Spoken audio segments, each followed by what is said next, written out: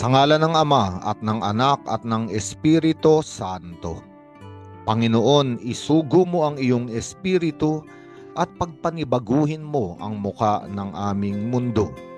Ang ebanghelyo sa araw na ito ay mula kay San Mateo, Kabanata 6, talata 1 hanggang 6 at talata 16 hanggang 18. Sa mabuting balitang ito, tayo ay inaanyayahan ng Panginoon na gumawa ng mga kabutihan, ngunit gawin ang mga bagay na ito ng lihim. Kaya nga, kapag tayo raw ay naglilimos, kapag tayo raw ay nananalangin, at kapag tayo raw ay nag-aayuno, hindi na kailangang ipagkamaingay pa ang mga ito. Hindi na kailangang gawin ito upang ilantad ang kabutihan na ginagawa natin sa mga tao. Bagkus, gawin ito ng lihim. Ang paglilimos ay ginagawa na hindi na pinapaalam ng kanang kamay sa kaliwang kamay ang kanyang paglilimos na ginawa. Ibig sabihin, hindi na pinapaalam kahit pa sa pinakamatalik na kaibigan. Kapag nananalangin, hindi raw kailangang manalangin upang ilantad ang ating kabanalan o ang malalim na ugnayan natin sa Diyos sa harap ng mga tao. Mabuti raw na manalangin ng lihim sa isang silid. Hindi pinagkakamaingay, hindi ipinagmamalaki ang lihim na ugnayan natin sa Diyos. Kapag nag-aayuno raw ay mag-ayos, maglinis, upang wag magmukhang kaawa-awa, nanghihina dahil hindi kumakain. Ang totoong pag-aayuno ay pag-aayuno raw bilang sakripisyo at pag-aalay ng lakas natin sa Diyos. At ito ay ginagawa ng tahimik. Ito ay hindi ipinagmamalaki o ipinangangalandakan na para bang nais pa nating ipagmalaki na tayo ay mas mabuti sa iba kapag tayo ay nag-aayuno. Ngunit ang buod ng lahat ng ito, ang paggawa ng mga kabutihan ng lihim, sapagkat ito ay ginagawa ng mga taong may lihim na buhay at kaugnayan sa Diyos. Ito yung tinatawag nating buhay espiritual.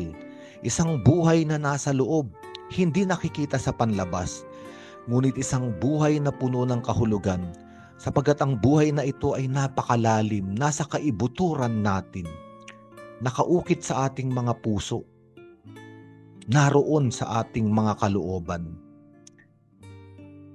naroon sa ating kaluluwa at espiritu, itong buhay ng ugnayan natin sa Panginoon. Buhay espiritual, buhay na nakatago. At ito ay pinapalakas, pinapalusog at pinapagingganap ng paggawa natin ng mga kabutihan ng lihim. Sa daigdig natin ngayon, sa kultura ng lipunan, paulit-ulit natin nakikita na ipinapalabas, ipinapahayag, isinusulat, mga larawan na ipinapakita sa lahat na punong-puno ng mga taong gumagawa ng kabutihan upang umani ng papuri. Sinabi ng ating Panginoong Jesucristo, kung ito lamang ang layunin o intensyon ng tao, kaya siya gumagawa ng kabutihan, ay tinanggap na raw ng nilalang na ito ang gantimpala. At ang gantimpalang ito ay gantimpalang makalupa. Ngunit sa bawat paggawa ng kabutihan ng lihim, bilang ugnayan sa Diyos, tulak ng pananampalataya at pag-ibig sa may likha, ang totoong gantimpala ay yung buhay na napakalakas, na nakatindig sa pag-ibig at pananampalataya sa Diyos. Sabi nga sa ibang bahagi ng ebanghelyo, ang taong may matibay na espiritual na buhay ay katulad ng bahay na nakatayo sa bato. Darating ang bagyo, mga unos, suliranin pagsubok sa buhay, ngunit hindi siya babagsak. Dahil siya ay nakatayo sa isang matibay na muog, at ito ang ugnayan niya sa Panginoon. Ito ang gantimpala ng mga taong gumagawa ng kabutihan ng lihim, sapagkat napapalakas ang ugnayan at relasyon, pananampalataya, pananalig ng nilalang na ito sa poong may kapal. Kaya nga, totoo, may mga kaligayahan o makalupang kasiyahan ang tinatanggap ng mga taong pinupuri dahil inilantad nila at inihayag ang ginawa nila ng lihim sa mundo natin ngayon. Ngunit hindi sila dapat kainggitan, sapagkat ang totoong kaligayahan ay hindi na kailangang ipangalandakan. Ang totoong kaligayahan ay yung kaligayahan na napakatamis na nasa ating kalooban. At ito ay nararanasan ng isang taong may malalim na ugnayan sa ating Panginoon. Kaya nga, sa araw na ito, inaanyayahan tayo ng Diyos gumawa ng kabutihan. Dapat gumawa ng kabutihan at gawin ito ng lihim.